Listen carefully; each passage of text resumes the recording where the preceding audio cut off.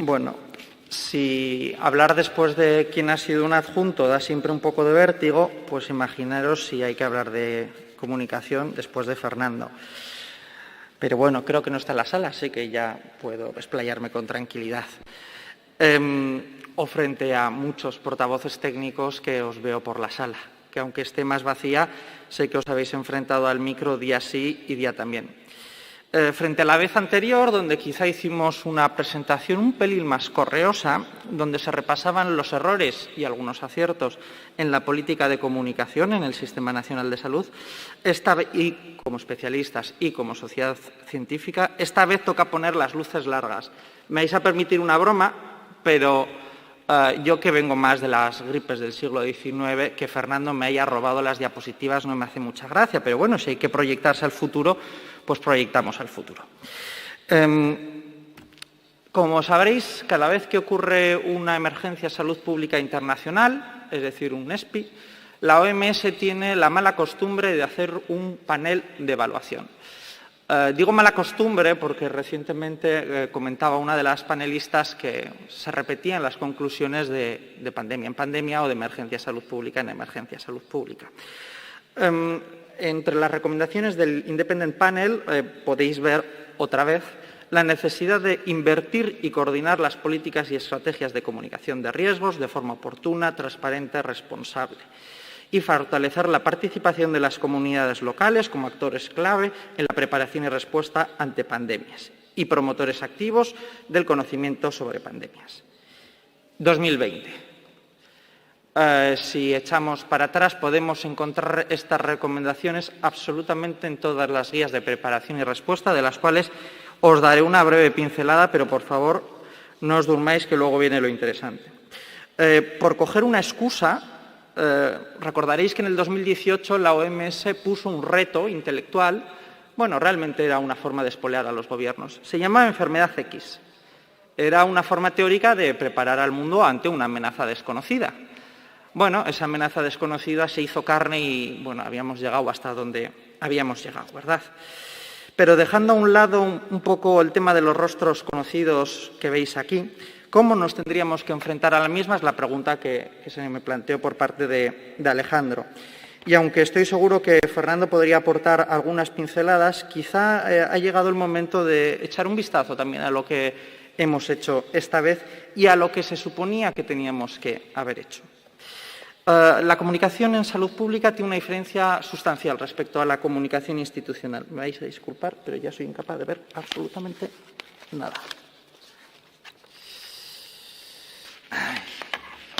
Para que digan de la humedad en Santander. Bueno, tiene tres principales destinatarios y eso es una de las grandes diferencias respecto a la comunicación institucional. Involucrar a los tres es vital. No hay éxito si no están involucrados los agentes en la respuesta, los implicados en la gestión y los llamados stakeholders y público. Normalmente los stakeholders o el público suele ser el target de la comunicación institucional. En cambio, en la comunicación en crisis casi que tiene más importancia, sobre todo en las fases iniciales, la comunicación interna. ¿Por qué? Porque es aquella que determina de forma más importante el devenir del control del brote, epidemia o, en este caso, de una pandemia. La información debe ser filtrada para evitar una respuesta inadecuada por parte del personal. Hemos puesto el ejemplo, si no me equivoco, del síndrome urémico hemolítico por parte de Fernando, donde un mensaje erróneo tuvo unas consecuencias terribles económicas. Una distribución rápida, se supone que una información que llega rápido evita daños.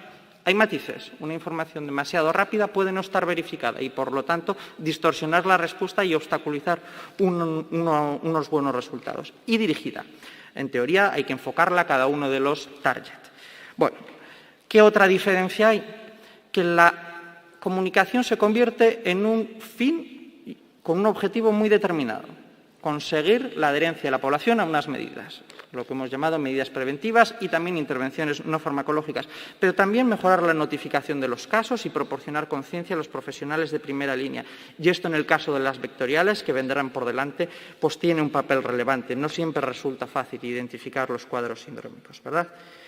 Voy a pasar un poquito rápido, dado que Alejandro nos ha dicho que vamos mal de tiempo, y dar una pincelada de lo que se supone que tendríamos que haber hecho y de lo que se supone que tenemos que hacer ante la próxima enfermedad, en este caso, enfermedad X. Este es el marco de EPISAOZ, un maravilloso proyecto del año 2015 encaminado por los países euromediterráneos, donde se establecía por dónde teníamos que ir. Es una guía de preparación y respuesta espectacular. No la han desplegado casi en ningún país.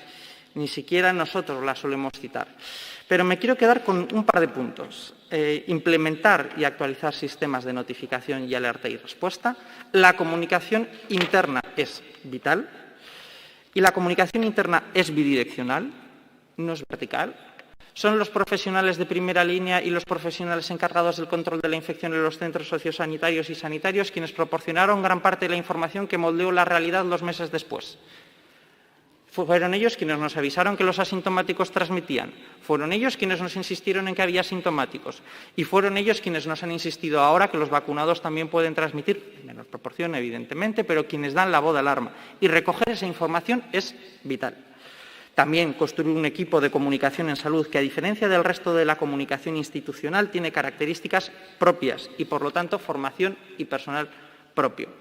A diferencia del modelo europeo, donde normalmente se construyen planes de preparación y respuesta, conoceréis dos. El plan de preparación y respuesta de la COVID ante una situación de control. Lo de situación de control es un motivo más para revisar ese plan. Y el de enfermedades emergentes. Frente a eso hay otro modelo, el estadounidense. Preparación a través de planes específicos de crisis sanitarias y crisis en general con impacto en la sanidad. Nadie puede decir si un modelo es mejor que otro, pero sí que tiene algunos elementos que tenemos que subrayar. Uno es el de los portavoces designados, el de la lista de contactos de los medios fiables, estables y a quienes hay que comunicar, los procedimientos para la verificación de la información y la autorización de la divulgación. Habréis vivido todos situaciones donde al inicio de la pandemia el cumplimiento de la LOPD llegó hasta donde llegó, lo vamos a dejar así. Y los medios contribuyeron a ello, a pesar de tener una responsabilidad deontológica al respecto. ¿Cómo se supone que se hace esto? Bueno, a grandes rasgos, a través de una gestión integral de la crisis, una comunicación precoz con los servicios sanitarios, y me detengo en esto porque es vital. No es posible establecer una comunicación vertical con los servicios de salud por parte de las autoridades sanitarias, ni siquiera por la central. Precisamos de comunicaciones bidireccionales y para ello precisamos de nuevas herramientas. Si el SIAP, el Sistema de Alerta Precoz y Respuesta, no ha sido desplegado, esperemos que cuando se despliegue pueda alcanzar a estos ámbitos. Pero también comunicación con gestores de otras áreas, las emergencias, recordaréis el papel de protección civil, sobre todo durante la primera oleada, y con otras unidades de salud pública a nivel mundial. Voy a pasar rápidamente a las evidencias, porque creo que es lo más interesante de todo esto. A diferencia del pensamiento lineal que tenemos de que las cosas año a año se van haciendo mejor, siglo a siglo se van haciendo mejor, también surgen nuevos retos. Las democracias occidentales tienen un gran reto. Se llama un régimen de libertades y derechos fundamentales y, por lo tanto, de un deber y derecho a comunicación y a ser informados. Esto exige unos medios de prensa masivos que moldean mucho la respuesta. Si algo diferencia la gripe de 1830 versus la de 1889 es la existencia de prensa. Y si algo diferencia la del 89 versus la de 1918 es principalmente que la prensa llegaba a un gran número de gente y, por lo tanto, la histeria también. Y, por lo tanto, la desinformación también. Y lo veremos también en 1957, 67 y, sobre todo, en la gripe del 2009, la pandémica que conocemos todos. La desinformación puede llegar incluso antes que la información. Por eso, un pequeño resumen de las evidencias de las que disponemos y que se han generado durante esta crisis, que es alguna de las pequeñas diferencias que tenemos respecto a anteriores. Se está publicando durante la crisis. Es verdad que la evaluación durante es difícil, hacerla en caliente es muy complicado, pero por fortuna alguien ha entendido que esto se trata de una crisis para toda la humanidad y está publicando cosas muy interesantes. En concreto, los mensajes basados en ganancias versus pérdidas suelen ser más efectivos a la hora de generar motivación por medidas preventivas. En cambio, en las fases iniciales, para concienciar del riesgo, suelen ser más eficaces los mensajes en negativo. También tenemos por costumbre valorar al resto de forma distinta a como nosotros percibimos los mensajes. Para nosotros los más importantes son los mensajes basados en la salud, es decir, en nuestro propio bienestar, nuestra supervivencia. Pero cuando tenemos que juzgar qué le importa a los demás, qué mensajes les afectan más, creemos que son los mensajes de carácter económico. Es llamativo. Hay un par de trabajos especialmente interesantes y uno es que intentar convencer a la gente tiene enormes dificultades, pero resulta más fácil cuando lo intentamos hacer enfatizando que es en beneficio de todos. Y en quien más impacta este tipo de mensajes es en aquellos que precisamente tienen una menor percepción del riesgo, en aquellos que tienen menor miedo al coronavirus, porque los mensajes prosociales llevan a sentir una responsabilidad conjunta respecto a la protección de la pandemia. Y esta es una gran diferencia respecto a lo que conocíamos hasta el momento, junto con la moralización de los mensajes. Debemos evitar hasta donde sea posible y mientras sea posible utilizar mensajes moralizantes. No debemos dirigir los mensajes en el sentido de esto lo tienes que hacer porque si no eres una mala persona, sino que los debemos dirigir en el sentido de la responsabilidad de la protección a los demás. Sabemos que son más eficaces, sabemos que apelar a la responsabilidad individual es complejo, pero si se hace apelando al mismo tiempo a la protección de sus congéneres, funciona. También funciona el mensaje utilitarista bastante mejor que los mensajes moralizantes. Apenas hay diferencias estadísticamente significativas entre apelar a la responsabilidad de los demás y en lo que se evita, en lo que se protege. Pero decir, y esto nos ocurre en todas las crisis de salud pública, que hacer algo está mal porque está moralmente mal, no es eficaz, no funciona y provoca reacciones adversas, sobre todo en los colectivos minorizados. Por cierto, este trabajo se acaba de publicar y recoge datos de España. En comparación con Chile y con Colombia, nosotros tenemos una mayor adherencia. Eso sí, creemos que el resto, nuestros otros, se adhieren menos. Tenemos mucha confianza en nosotros mismos y en que nos adherimos a los mensajes, pero desconfiamos mucho de los demás. La percepción del riesgo es proporcional a la edad. No creo que le sorprenda absolutamente a nadie. Importa quién emite el mensaje, lo sabíamos, están todos los manuales, pero vuelve a tocar a insistir. Los portavoces técnicos, en todos los países, en todos los estratos, consiguen un efecto muchísimo mayor a la hora de compartir mensajes. En comparación con integrantes del Gobierno, en comparación con, ahí veis a Tom Hanks y Kardashian, son celebridades varias. Y también nos debería hacer reflexionar sobre la necesidad o no de los influencers, porque parece ser que todavía el efecto bata blanca funciona. La probabilidad de que el mensaje se comparta, un mensaje, por ejemplo, que llama al distanciamiento social, es decir, a quédate en casa, es proporcional a los sentimientos positivos hacia el portavoz. Y esto quiere decir también que el lenguaje no corporal y otros aspectos por parte de las portavocías técnicas los tenemos que ir tratando poco a poco. En relación a qué se puede hacer para combatir la desinformación, veníamos de un páramo. Las publicaciones de antes del 2020 decían que casi era imposible hacer cambiar de opinión a un antivacunas. No hablo de no vacunas, que es el fenómeno más habitual en el caso de España en comparación con el de Francia. Pero sí que es verdad que se ha podido comprobar que hay algunas pequeñas estrategias que hacen virar un poquito la opinión de esas personas.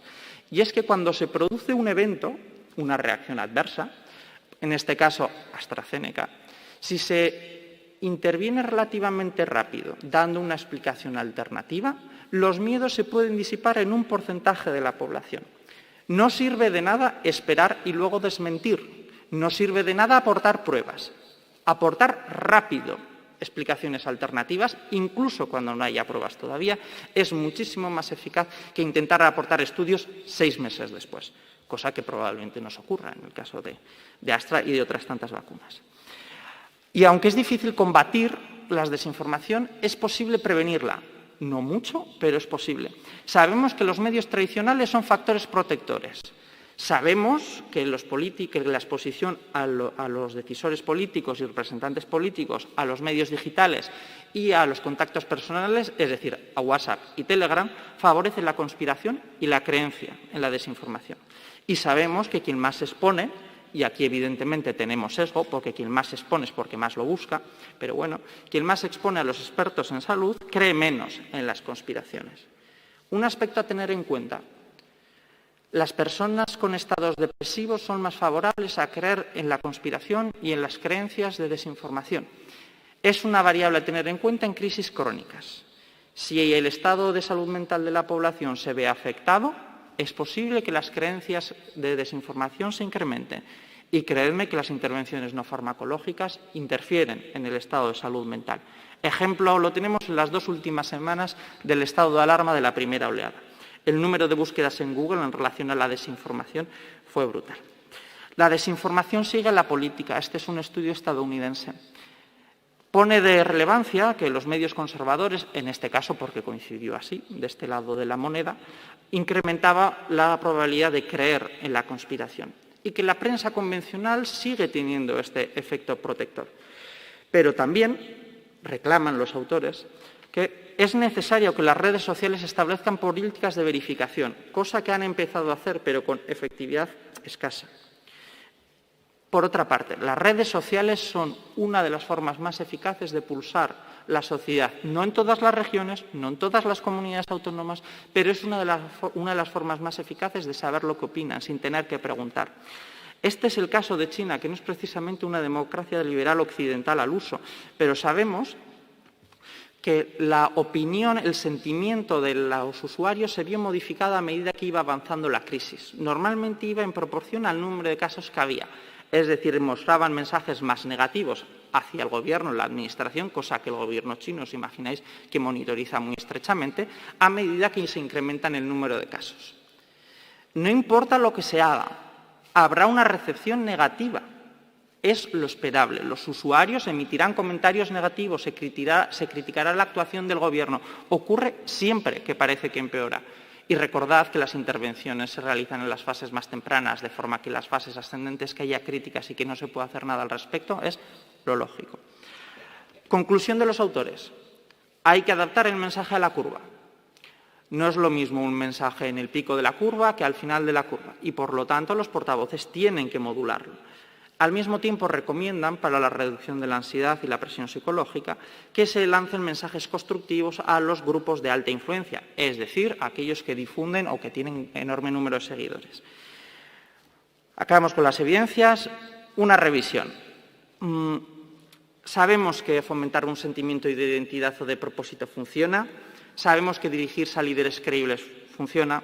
Sabemos que los mensajes prosociales y con expectativa de aprobación social son más eficaces. Es vital conseguir que líderes de opinión y medios entiendan que tiene que haber un apoyo bipartidista a las medidas, es decir, que no deben de estar sujetos a la lucha partidista, porque ello reduce la polarización y, por lo tanto, un racionamiento más sesgado y, por lo tanto, que una parte de la población que si no puede convertirse en resistente a las medidas preventivas, no lo haga. El caso de Estados Unidos con la vacunación y los estados republicanos. Los mensajes son más persuasivos cuando se insiste en el beneficio, en la protección a los demás, si van alineados a los valores, pero no quiere decir que insistan en ellos, si apelan al consenso social y a las normas científicas y resaltan la perspectiva de aprobación del grupo. Y existe vacuna para la desinformación o ciertas evidencias favorables.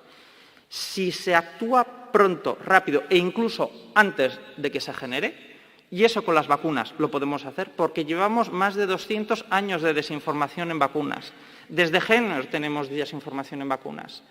Ha habido más de 3 crisis en el siglo XIX asociadas a las vacunas. Sabíamos que había que adelantarse a las crisis que pudieran derivarse del uso de las vacunas. Todas las medidas poblacionales los lo han tenido, pero es que la vacuna constituye precisamente el mejor ejemplo de crisis de desinformación en salud pública.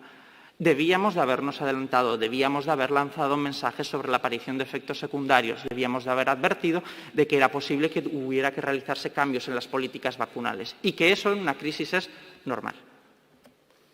Pero bueno, ¿qué hemos aprendido basándonos en la experiencia? Pues que tenemos nuevas amenazas porque la historia no es lineal y la sociedad está más informada y desea estar más informada. La comunicación interna ha estado en muchas ocasiones desarticulada y lenta. A la fuente se le reclama información constantemente. Desborda la posibilidad que tiene la fuente de proporcionar información. No hay forma humana de adaptarse a ello. No hay unidad de comunicación institucional que pueda abordar esto. Los transmisores, los portavoces técnicos, están sobreexpuestos y en una crisis crónica eso desgasta. y las portavocías técnicas encarnan a la autoridad sanitaria, por lo tanto, también puede disminuir la adherencia a las medidas. Tenemos un ruido atroz. Antes teníamos medios de comunicación masiva, que era la prensa principalmente, y podía generar ruido, pero hoy en día el ruido casi se oye más que el mensaje, porque tenemos canales nuevos que casi se han constituido en medios y, por lo tanto, les tenemos que pedir responsabilidad para que funcionen como medios, es decir, como editores, es decir, como verificadores y con responsabilidades legales sobre lo que difunden. Y como principal característica, la cronificación de la crisis. Es imposible que en una crisis pandémica la autoridad sanitaria mantenga la atención constante y principal en el medio informativo. Al inicio lo ocupa todo el espacio informativo, es lógico, pero a medida que avanza el tiempo lo pierde. Las formas de recuperarlo son probablemente el gran reto. Oportunidades. Si algo nos enseñó la semana terrible de marzo es que la sociedad civil funciona y funciona mucho mejor que la autoridad sanitaria a la hora de enviar mensajes. Quédate en casa fue un auténtico éxito y fue lanzado por profesionales sanitarios que sencillamente cogieron un teléfono móvil y se empezaron a grabar. Posteriormente, es verdad que las instituciones cogieron el mensaje, pero Quédate en casa fue un ejemplo de que la sociedad civil organizada tiene una mayor difusión y efectividad porque nos sentimos representados con ellos. Que las redes sociales son canales accesibles y, por lo tanto, no siempre necesitamos de los medios tradicionales y que nos permite llegar de forma bastante más certera y eficaz que los medios tradicionales porque utilizamos los mismos medios que utilizan los bulos para propagarse. Que los mensajes cortos que apelan a las emociones funcionan muchísimo mejor que tropecientos estudios científicos, muchísimo mejor. Que los mensajes proactivos alimentan el deseo de ayudar, por lo tanto, la probabilidad de que sean compartidos y, por lo tanto, tiene una mayor intensidad. Y que la transparencia retroalimenta las fuentes verificables, es decir, tenemos aliados y no los conocemos, se llaman divulgadores científicos y hacen una labor encomiable. La transparencia alimenta la información que ellos producen. Tenemos que seguir trabajando en ello. Y acabamos. Necesitamos unas herramientas informáticas distintas para comunicarnos entre salud pública y los servicios de salud y la comunicación debe ser bidireccional. El SIAP, el Sistema de Alerta Precoz y Respuesta, tiene que alcanzar más allá del nodo central, Ministerio y servicios de las comunidades autónomas.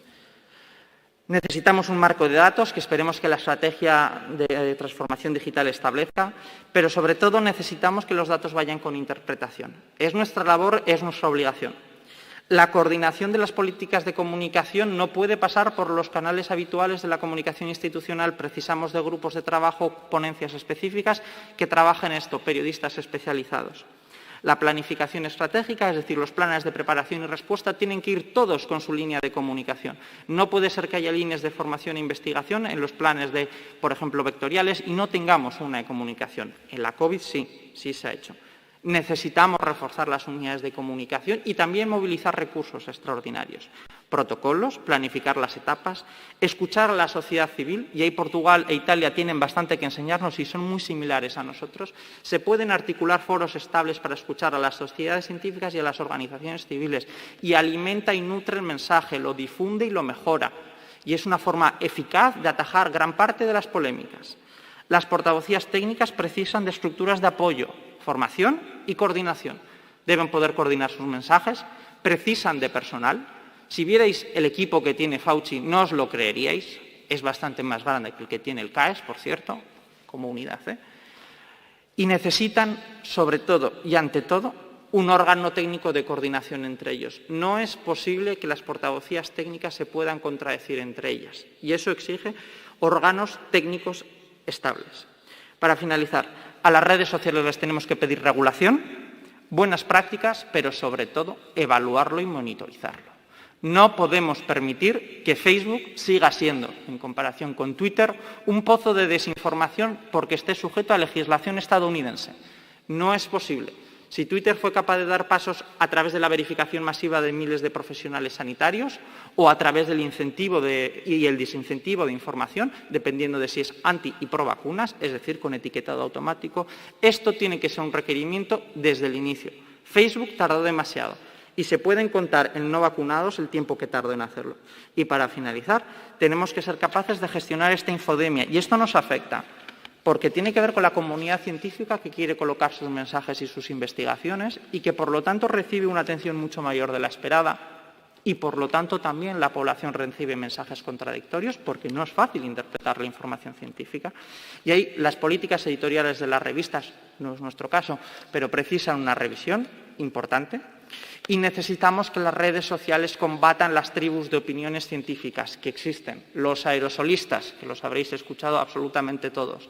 Precisamos que no se creen nichos donde se amplifiquen mensajes y no escuchen a los demás. Y para finalizar, la Administración tiene que velar por ello. Y velar es leyes y recursos. Y para eso tenemos una Ley General de Salud Pública que Fernanda ha mencionado que se debe desarrollar, una agencia de salud, un Centro Estatal de Salud Pública, que esperemos que se desarrolle, y un decreto de vigilancia y una estrategia de vigilancia que esperemos que incluya estos aspectos, porque la desinformación, como dijimos en la anterior ponencia, mata y cada vez mata más. Muchas gracias a todos.